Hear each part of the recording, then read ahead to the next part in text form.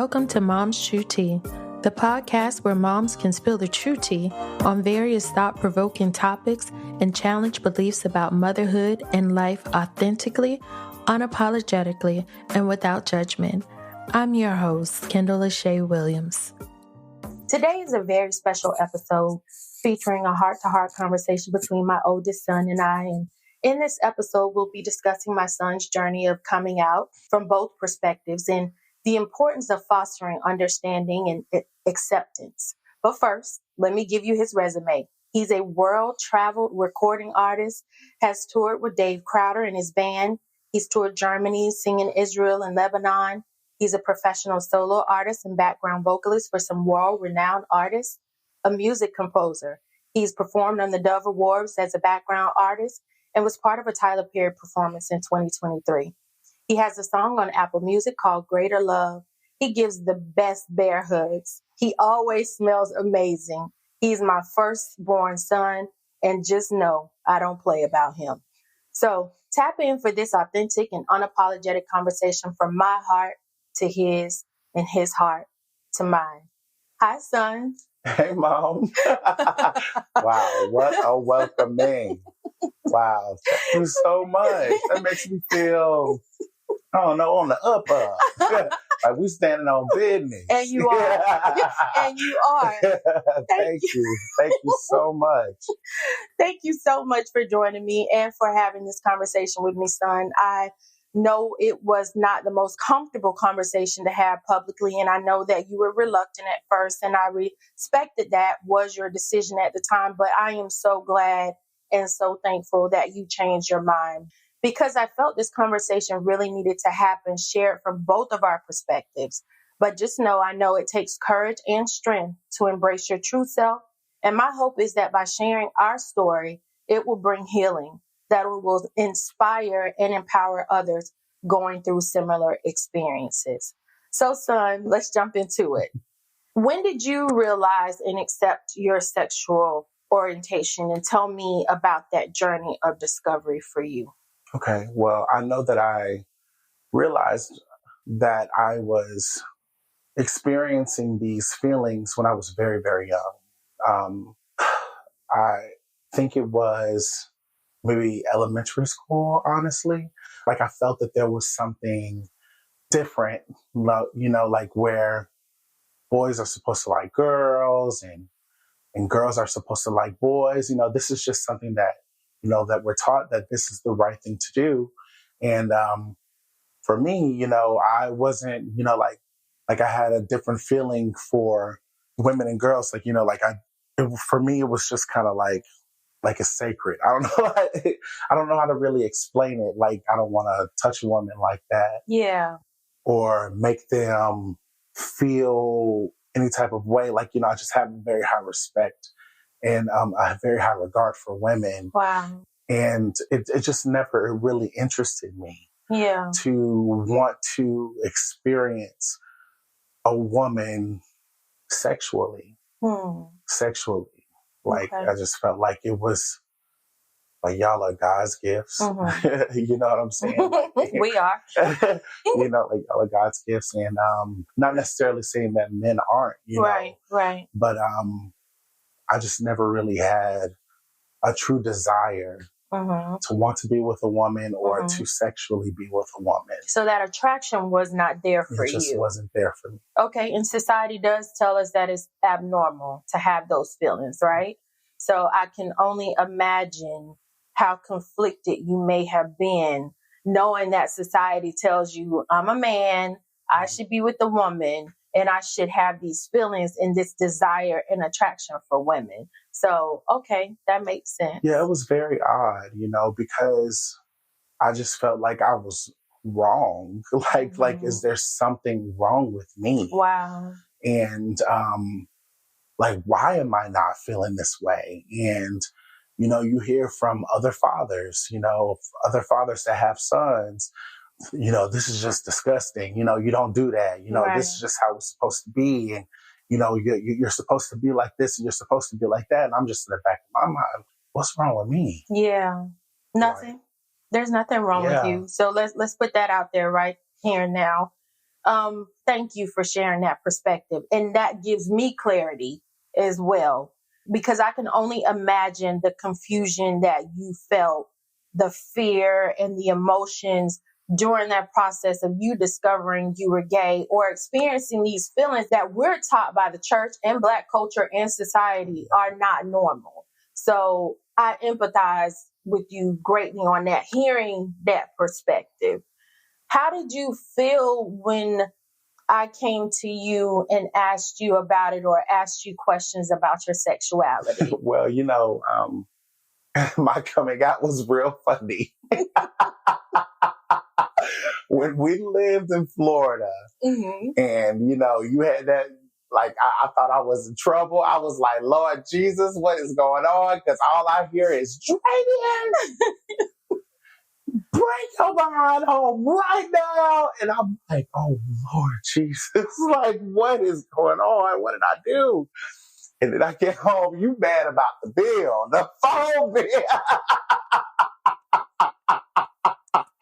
Because I was running it up, long distance calls were not really, a norm. They were not free. Exactly. They were not free. So, I was calling all type of people, building relationships, all these type of people over the phone. And I'm like, Lord, jeez, like, for me, of course, not paying the bills, you just don't really know. Right. You just don't really know. I'm thinking these long distance calls are normal. Like, okay, I can do this. Right. Because, it went through. It went through. Yeah, but it went through because your mama paid. Man, it's really funny. It's really funny thinking about like that whole scenario. But then the seriousness of it, like, oh my God, my mom finally knows or has this type of, My radar kind of went up. Like, hey, wait a minute. Who are these people? Like, I know I'm not making these calls. Yeah. Of course, I call a few back and they're all men, of course, when they answer. And I'm like, who the hell are you? And why are you talking to my teenage son? So it was discovery for me from a couple different perspectives. Yes. One, you was running up my phone bill. Yeah. Two, it was like, why are all these people that I'm calling back men or young men or boys? And then three, like, wait, is my son gay? Mm-hmm. You know what I'm saying? Because for me, even though you may have expressed that you never really had those feelings and desires for girls or women or anything like that, there was never any clear indication to me that you were gay. Really? I always thought that you knew. I did not. Okay. Maybe I was blind to it because, again, you were always gentle in nature, but I thought that was just who you were as a person, because that is who you are. Yeah. As a person. You were just sweet. You were humble. You did not give me any trouble, Dravius. And it was just like, I never paid that any attention. Okay. And I don't know if it was just my naivety and not paying any attention, but it's not like you were walking around in high heels with towels on your head, swinging your hair around or playing with dolls. Like, I did not see. I know that you spent a lot of time with me. You spent a lot of time with grandma and Rincy. So, I knew that, but at the same time, just nothing was like, oh, wow, is my child gay? Yes. Like, I just never thought like that. Mm-hmm. And like, I did have, feminine qualities, young, and, me being who I am today, and I didn't necessarily, I take it back when I said that I thought you knew. Okay. I may have thought that you had like a speculation, but I know that you didn't know. I know that you didn't know. And I didn't want anybody to know, because I was still wrestling with myself. Of course. I was still wrestling with myself to really figure out who I am. Yeah. Who I am as a boy. Right. Who I am as a teenager. Yeah. And who am I to become as a man. Wow. And today, I still am trying to figure out who am I at 33. Yeah. Yeah. Who am I at 33? And I know that it's more than, my sexuality. I'm more than that. Absolutely. But, I always thought that you had a speculation. So at the time, like knowing that you didn't know, it feared me. It really brought a lot of fear in me because, I was still trying to figure this all out. Right. So to now have to explain something to you that I really don't know. Yeah. That I haven't really come to grips with. It was hard. It was terrifying for me. Yeah. Wow, Dre. I'm so sorry, son. I'm so sorry. Do you think coming out impacted any friendships or family dynamics? And how so? Any of your relationships? I feel like people have always accepted me for whoever I am, just because I'm just really good with people. You are. I love building relationships with people. I love figuring out who they are as an individual. Yeah. And I feel like my humor, just like me being a goofy person and a talented person and me also carrying, thank you God for me carrying some sort of wisdom. Yeah. That also helps people see past. Yeah. What they feel is taboo. Right. Right. Do you feel like you have to overcompensate in those areas in which are already natural for you, being a good person? Your smile lights up a room. Again, you give the most amazing hugs ever. Everywhere I go, it warms my heart if we're together and people see you and they just gravitate to you. Yeah. My first thing is like, how you know my child? And then second, it's like, this is his heart because he's such an amazing person. Do you feel like you had to be extra when it came to that? Or were you just be like, no, this is who I am naturally. And I don't have to be the overly funny person or overly friendly. Well, Mom, you've always taught your sons to be, who they are, not to really be that person that has to be extra. When you walk into the room, that just has never been me. Yeah. I've always been very calm. Yeah, you have. Been very collected. Of course, I have my moments where I'm very sensitive, right. and I get upset and sometimes I can be extremely stubborn, but still at the same time, I've always been me because you have always been you. Oh, wow. So, just to see, the woman that you are, you're not extra. You know what I'm saying? You're not that person. No. You have never been that person, and you being the example that I look up to, it's always, that's never really been a hardship for me. I never felt like I've ever had to overcompensate just to make a room like me. Good. I feel like us being the people that we are and the spiritual people that we are, that God has given us a light. Yeah. So when we walk into a room, of course, not speaking from an arrogant perspective, but just, it's just the light that we carry. I mean, talk your talk. Yeah, the light that we carry when we walk into a room, it brightens up a room. Yeah. And I feel like some individuals that deal with a lot of darkness, they can't accept that sometimes. Very true. So that's why there is always some type of conflict or some type of there's a disconnect, a tussle or contention, or we don't have consistency in our lives as far as relationships are concerned. Exactly. It's not with everybody. Yeah, absolutely. It's not with everybody, but there's always that one person that will not like you. Right. And they're going to always try to see what the negatives are in society's norms. Absolutely. You know what I'm saying?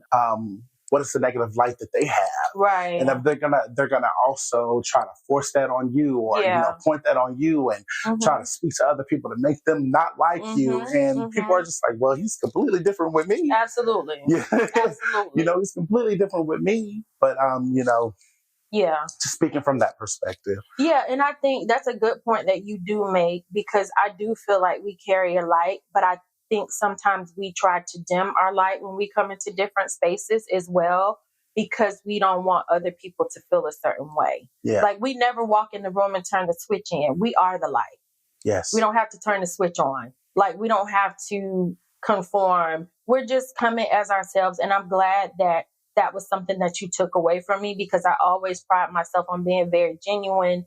And that's exactly who you are as well. Thank you, Mom. Yes. So did you have friends that you confided in as you got older, of course, and became a teenager? Like, did you have a circle of friends or any type of support system outside of the family? Because I know that you still probably weren't in a position to have an open conversation like we're having right now. And I think we had one like much later on down the line.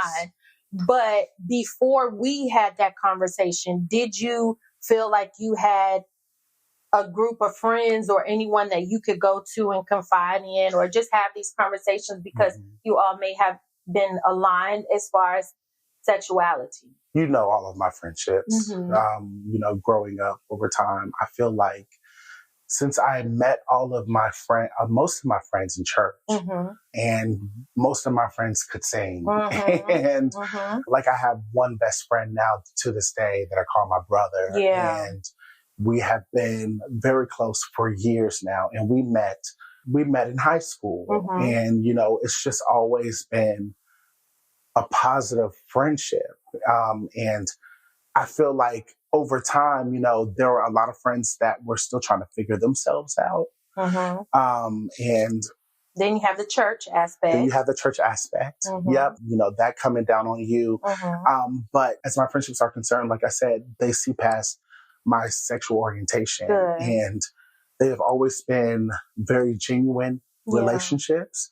And of course, like, you go, you have your people here today, and don't have your people here today. Yeah, of course. And that is completely okay. But they can never say that I was a bad person. Oh, no.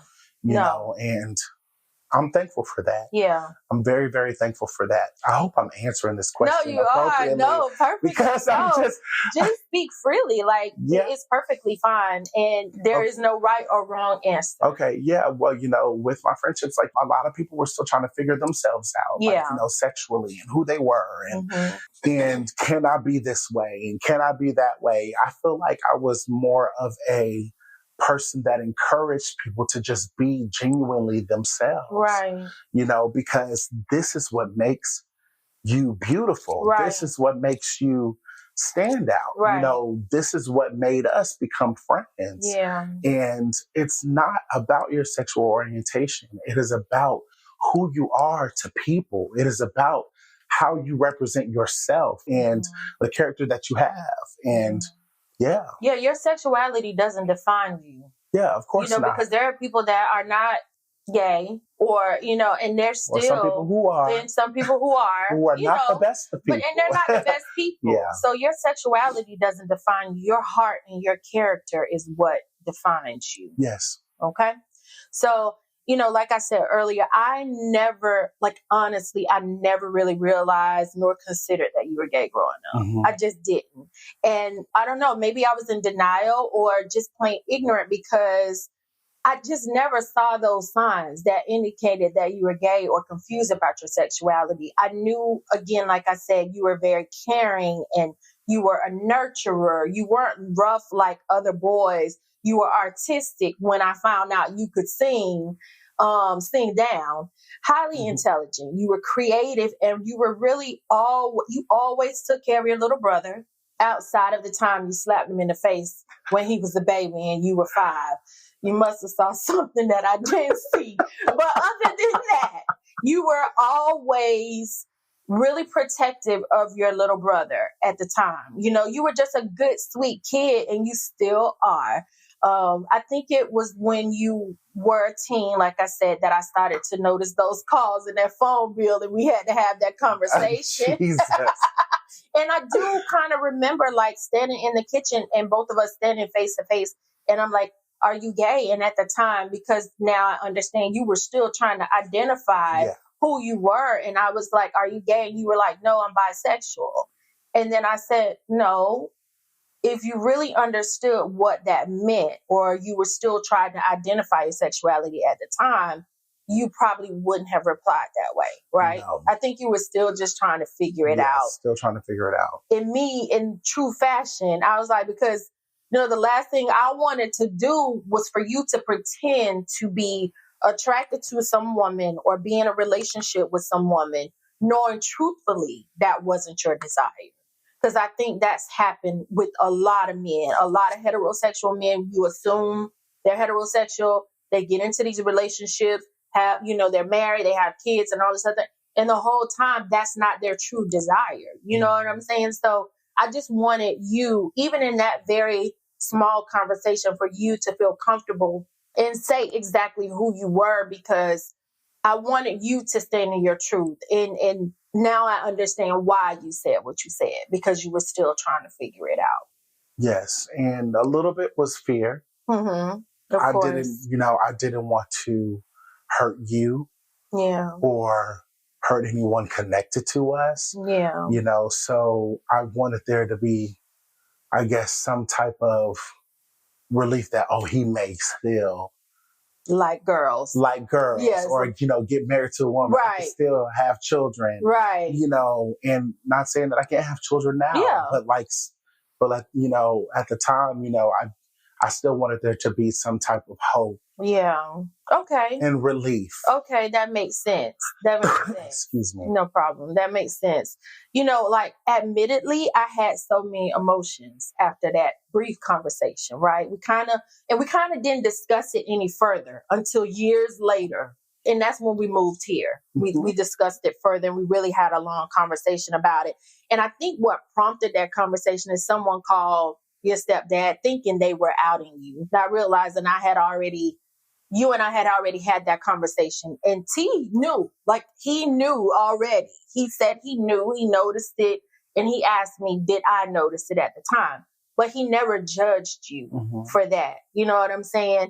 But ironically, when that person called to say, Dre's talking to this person and they're gay, so he must be gay, I was like, I think that opened up an opportunity for you and I to finally sit down and have that conversation, right? And then I think the first thing I said was, I need you to make sure that you're protecting yourself, that you educate yourself. And then I suggested that you join a support group.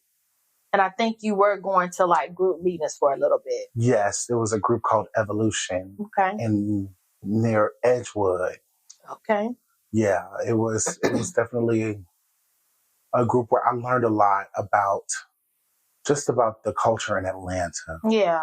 The gay culture in Atlanta and how it could be a beautiful thing, but then also a toxic thing as well. And I was going to these meetings with a very good friend at the time. And, we still converse to this day. But I also realized the things, that the gay culture accepted and didn't accept. Me being a heavier Black man, I've always had weight on me. Right. And I wasn't accepted to the fullest degree when I would go to these meetings, but yet they would accept my other friend because he was smaller. Yeah, he was smaller. And they found him to be more attractive. Wow. So, and then they invited him to be, a part of a gay house. And a gay house is where you have a mother, a father, and children, nephews, they all live together, but they're also sexually active together, Okay. Wow. And, depending upon who the mother figure is, how they are, they can either try you sexually or they just won't. But they'll be teaching you, shaping you and molding you to survive in this community. And about HIV prevention and, the importance of that, and we spoke about all of these things in the meetings too, but then also it kind of shied me away from wanting to be fully active in that because why do I have to feel like I'm not accepted here and not accepted in society's norms as well? Wow. That's not fair to me. Not at all. It's not fair to me. But me being the strong person that I am and me also being as spiritual as I am and me having the relationship that I have with God, I've just learned, that, God accepts me. Yeah. And God loves me. He does. And I don't necessarily have to jump all the way into something that I don't feel comfortable in. Right. If that makes sense. Yeah, it makes total sense. So you felt rejected in that community because I felt rejected to a certain extent. There were still others that, that liked me for who I was. Right. That's also good, that speaks to their to their character and who they are they are as human beings. Mm-hmm. But then also, all this rejection that a lot of people within the gay culture have received, they take that into the culture as well. So then it becomes a huge toxic thing. And if we're trying to fight oppression and we're trying to fight being ridiculed and judged and all that stuff, but yet you're taking it into the gay culture as well, that don't make sense to me. Not at all. Not at all. It has never made sense to me. And to this day, it is still the same. To this day, it is still the same. Oh, wow, son. I didn't know that. But you know what? I wouldn't say, I know it felt like a slight bit of rejection being in that. But at the same time, listening to what you're saying, it was for your protection. Yes. It was definitely for your protection. And I think we have to make sure that we acknowledge that a lot of times the Most High will protect us from things, right? And it feels like rejection, but again, it's definitely us being protected. I just know I had like a range of emotions. I'm sure. From my perspective. It was hard for me at the time to accept or even process it, right? I remember having, like I said, this big range of emotions. At first, I was, again, kind of surprised. I think I cried for days, definitely not in front of you because I didn't want you to feel away because I could only imagine that you felt the way, and you're confirming that you did already, right? I was also afraid for you, and that's why I was like, make sure you go and educate yourself and get with these groups because not only as a gay man, but a gay Black man, it is even harder. So I wanted to make sure you had the tools that you needed in order for you to walk this journey because it was nothing that I could teach you or tell you or guide you in. I can only make my suggestions. And then, of course, from a religious perspective, I was like, what does this mean for my child? You know what I'm saying? Because in church, we're taught, oh, you're gay, you're going to go to hell. And I'm like, there's no way that my child, who has this amazing heart, who has this beautiful gift, is going to go to anybody's hell. Not when you got a bunch of hellions in the church already. Just because you're not gay, you do a whole lot of other stuff. And we'll talk about that a little bit later. But, I refuse to believe that. And then, I heard things like, oh, I heard you tried to beat the gay out of him. Like, how the hell am I going to beat the gay out of you when I didn't even realize you were gay? You heard that from who? Jesus. I won't say any names, but, I'm sure someone within our family told that person and that person told me, but it's here nor there. It was like, what? How do you beat the gay out of somebody? And I think, but I do believe people have had that experience. I think it's very ignorant, but, I'm sure people have had that experience and I empathize with them. Then I also dealt with guilt. Like, did I put my child in harm's way? Because I'm not educated. I don't know. It's about how you're feeling. You know what I'm saying? I'm automatically thinking all the things that society has taught. Like something's wrong or, this person's been touched or whatever. And I carried that guilt for a while. And it's not until, like I said, later on, we had a full on conversation and you were like, Mom, that's not the case. This is just how I feel. And you set me free at that time. Because I was really guilty. And when we sat down and you said that and you told me that, you set me free. And thank you for that. Because I didn't have to carry that guilt anymore. I wanted to also protect you. I knew the ignorance that comes along with this. And I wanted to make sure that I would protect you as much as I possibly could. You know what I'm saying? Because I think people are taught judgment. And to me, I dispelled anything as far as you going to hell. Because I was like, no, that's not going to happen. My child's not going to hell at all. What were your experiences with the church being gay? Oh, man. So it has always been, of course, a speculation within any community, any church that I've been in.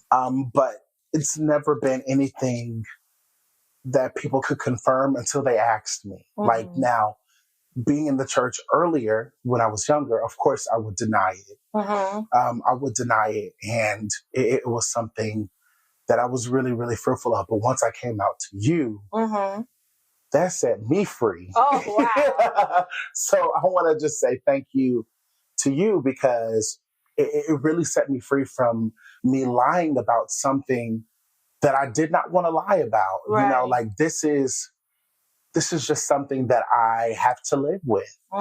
And me being homosexual doesn't have to define who I am. It doesn't. Like, before, it was okay for me to come up on your platform, and sing this and slay the church and, and do all of this. But now you want to bring me into your office and say, hey, we want to work on changing you. Wow.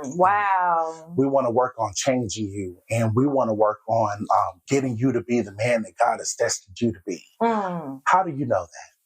And how can you change me? Yeah. And do you know what God wants you to be? That's exactly. Do you know the purpose that God has instilled in you? Because a lot of people still wrestle with that.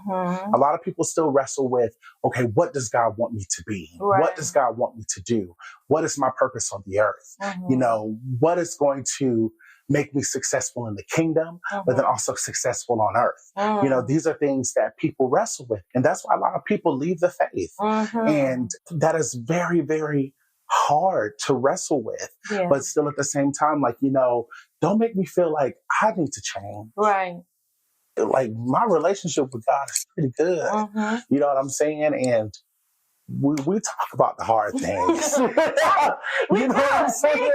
We talk about the hard things, real hard things. You know what I'm saying? Absolutely. And I feel like, God continues to give me revelation within the word. Yeah. And just like, through intuition. And I'm thankful for that. I'm very, very thankful for that. But yes, it has been hard, but then also like I've had some very loving experiences, beautiful experiences in a lot of different churches and just through people in general, because this is not taboo anymore. No, it's not. This is not taboo anymore.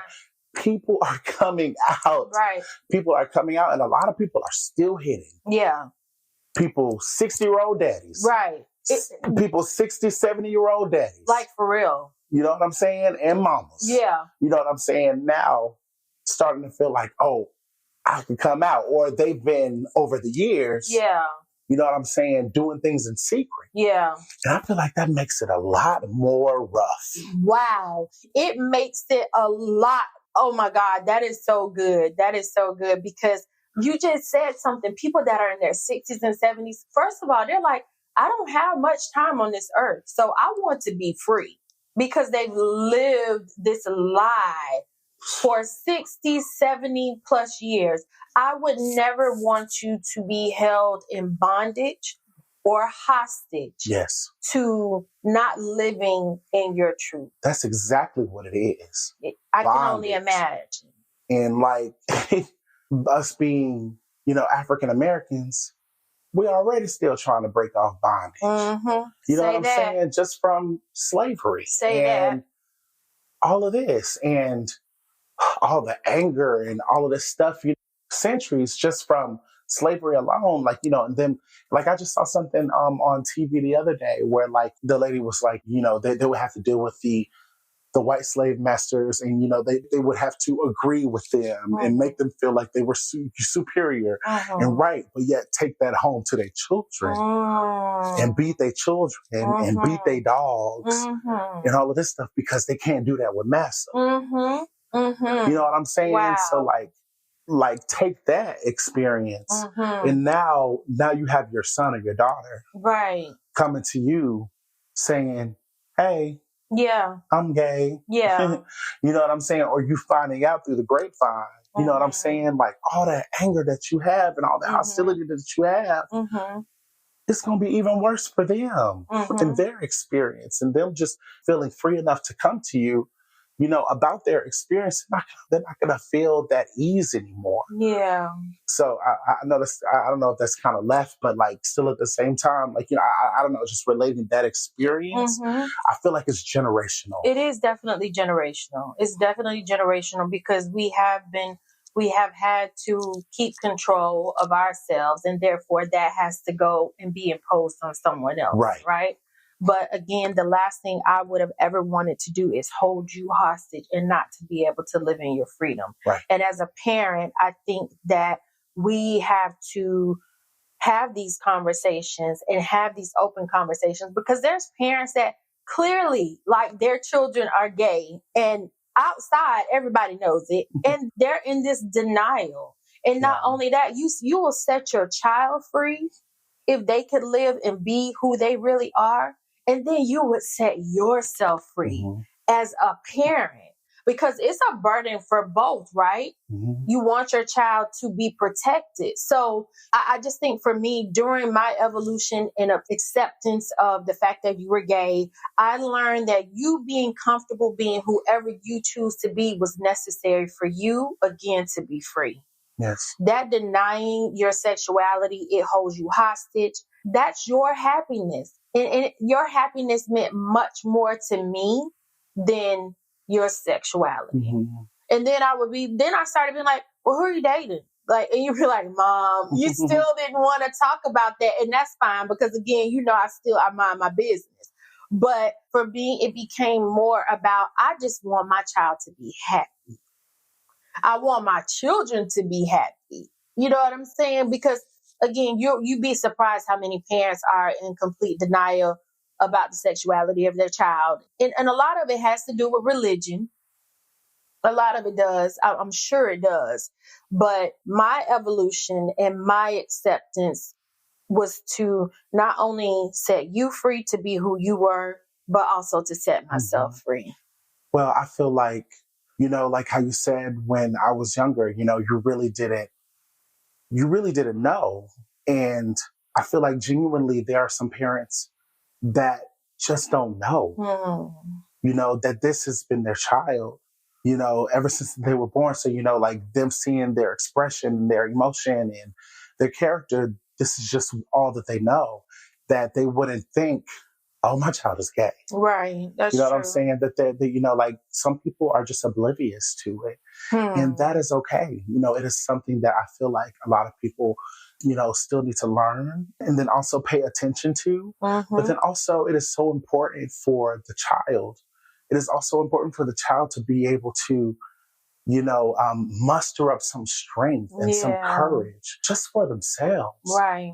Just for themselves to want to be free. Yeah. A lot of people love living in bondage. They do. A lot of people love living in chaos. They do. And that's completely okay, because God has given us free will. That is fine for you. But I know for myself, I need some peace in being free. Okay. In being free. And then also, why wouldn't I want to be honest with you? Right. The people that I love. Yeah. The people that I love, like, why wouldn't I want to be honest with you and be able to share life's experiences with you? Just over time. Like, I feel like it is so saddening to be able to hide and to be hidden from who you truly are from your mother. Wow. From your father. Wow. You know what I'm saying? Like, I feel like it is just a hardship and a crutch. And for anybody to have to feel that way, I feel like they really need to do some reevaluation. Yeah. Reevaluation as the parent and as the child. There's some learning and some growing to do and some loving and some accepting. Like, what don't you accept of yourself? You know what I'm saying? That's making you not accept your child.